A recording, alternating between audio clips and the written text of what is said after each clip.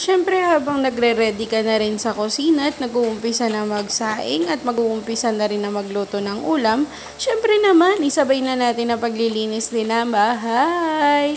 Ang unang-una ko pong ginagawa talaga dyan ay ang higaan dahil wala naman po kaming ibang gamit dito sa bahay.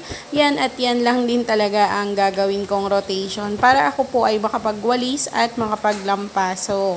So syempre alam niyo na yan mga fasting, tapusin natin ang mga video. At panoorin hanggang dulo ang mga lalabas na isda sa dulo ng mga video na ito.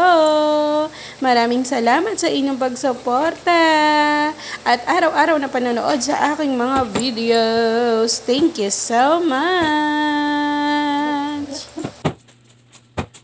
Oh no!